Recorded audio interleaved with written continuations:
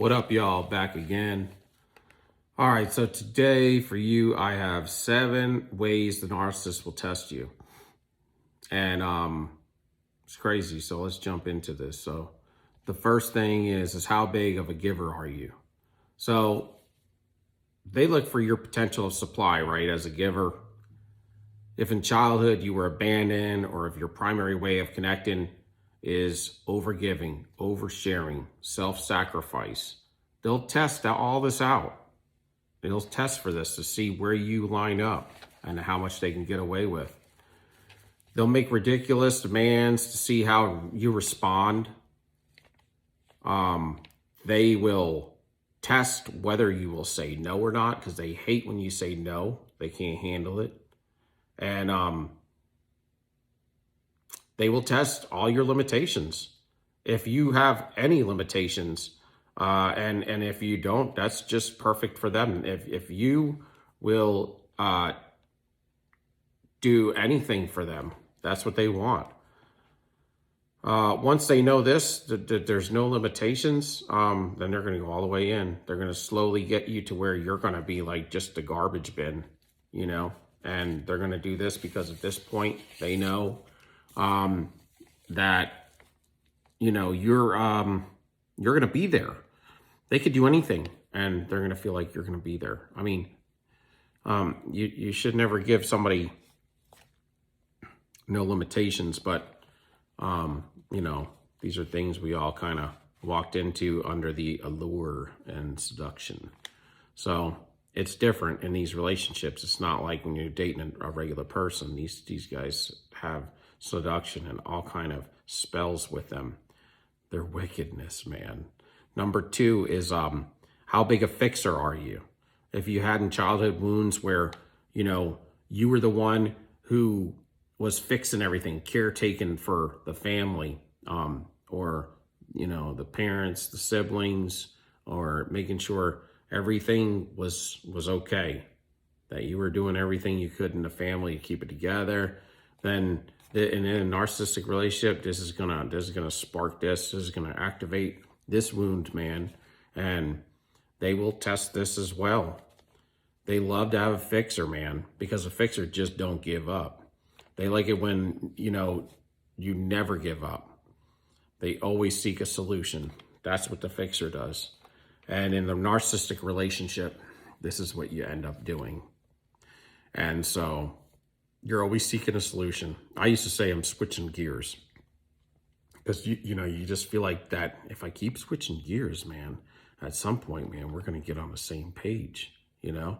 And you try to be patient, and I'm trying, man, I'm giving you all. It's like you're on that hamster wheel, you know what I'm saying? Run faster, run longer.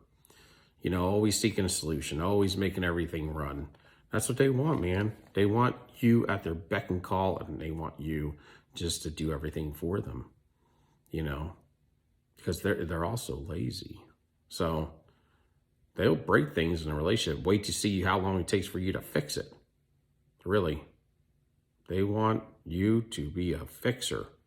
And then if you do all that, you'll be the premium primary supply. Just like, you know, what they need. Number 3, your capacity to keep taking on the abuse. If you're there still, give me a like, give me a thumbs up, will you? And subscribe if you haven't yet. So they want to see number 3 is your capacity to keep taking on the abuse, man. They will check your capability of taking on the abuse. They will continue to perform many discards towards you just to see. This will happen in the love bomb phase of the first cycle, and into the devalue phase, the early on devalue phase. They'll see to check your tolerance. So what they'll do is they will do many discards on you for like stupid things, you know, or like little tantrums that they pulled and you can't solve, like whatever the hell they're like flipping out. And then you know, they'll just keep doing stuff like this and test it at different levels to see what level you're at when you break, how far they can take it, you know, and see, like, if you justify it. You may have grown up in a family to where, or they may have told you stuff to where you feel bad for them, so you justify it. And you may also have the ability to oversee it. Like, I like you enough that I'm just not gonna let it bother me, and that could happen as well. And depending on your boundaries, right? So they'll do things like perform silent treatment on you for something small, and then they'll see how long it takes you to get back with them and to fix it, and how you dealt with it. They'll check you by pulling tantrums and seeing how you deal with that when they walk out on you. I mean, do you still take them back, and how much do you run after them? They want to see, they'll stop calling and texting you. Like in the beginning, man, they were calling and texting you every day, all the time. Like they couldn't put the phone down, and now they just abruptly stop, or they just call you like once every other day, or they'll answer texts late and phone calls late, or they'll call you back hours later, and you're starting to feel like, what the hell's going on? Because you went from this to this, so they'll change the intensity and see if you run after them and see what happens. They need somebody who runs after them. That's what their primary source of supply needs to look like. Someone who runs after them all the time. They need someone that's always going to be there and is thirsty for them. Number 4, they find out how successful you are. So now we're getting into funds and money. They find out about your resources, your potential, your success. They've already probably preemptively did some of this. But now that they're in and they're seeing you, this is what they do before they date you. But then now they've learned more information. They want to find out more. They want to see how much assets you have and what you've gained and accumulated. They want to see how much they can suck off you when they leave you. They want to see how much how far you are at willing to let them in on it as like a 50%, or, being a, like for instance, if they own a company and if you get married, they want to have 50%, they want to be able to control it with you, and they'll sneak their ways in. Next thing you know, they'll own half of your company that you did a startup on several years ago that you put years and years into. And then they'll be the one in control of it. They'll want equal parts in the business, in the positions, in the company.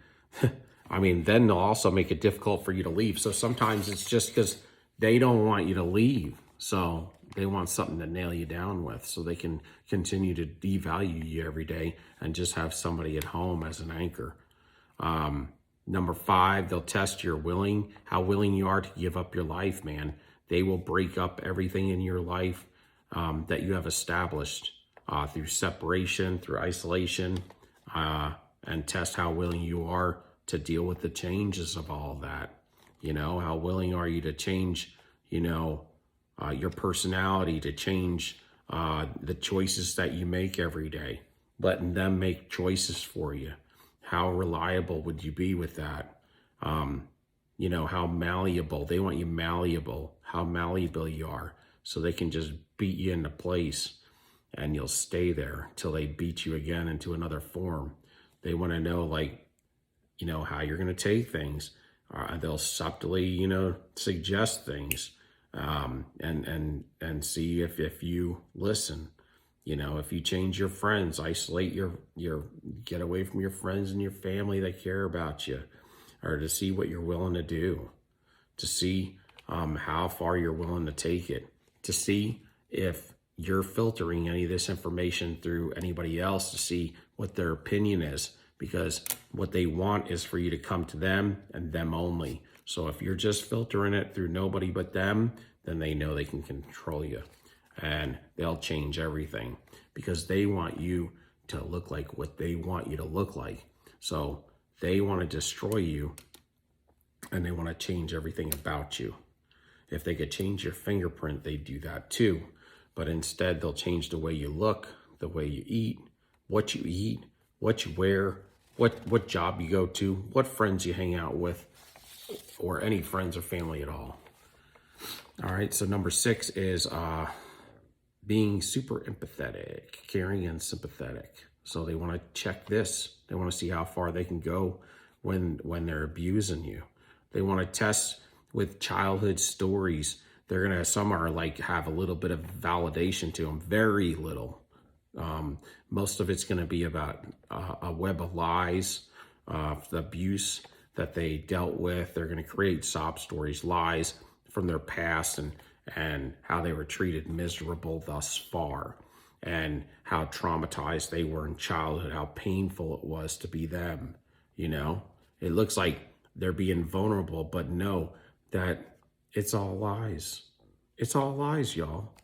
They do this to see how you will respond, you know, to see what you would do, to see how much you care, your compassion, your understanding, okay? It's ridiculous, man. You might promise things like, it won't be like that now that you're with me. Things are going to change. Things are going to be different. Man, that's what the last supply said. The last supply said the same thing you said because they used the same script on them. It's terrible, man. You've been played, y'all. I've been played. You have played. Everybody's played. Everybody but them. And you think they love you, man. They don't love you. They've done this to countless people, repeated the same thing. It's just a script, y'all. And you know what? They all run the same track and they all do it. They all have the same script. Isn't that funny? Nobody taught them, but they have the same script. They do the same thing. It's crazy, man. They become the victim. They'll test your empathy, the level of how much you're given in sympathy and your caretaking abilities, all of this. And then the next and the last one is your forgiveness. They'll see what you're going to forgive, to what extent. You know, they're going to make mistakes intentionally, okay? And then they're going to see, you know, how you're going to, you know, fix it. They're going to apologize. It's going to be a faux apology, right? And they're going to see what they can get away with later in the relationship, because, you know, they're going to be cheating on you all the time. They're going to be doing all kind of stuff. They're going to be out cheating on you while you're taking care of your stepchildren. It's terrible, man. I mean, it is horrible. The things that they do and the way that they are. But anyway, we got to go over these things because the reality of it is the deeper you go in the understanding of these people, man, the worse it is. But give me a like, subscription, thumbs up, and, you know, till next time, soldier up, y'all. Peace, we out.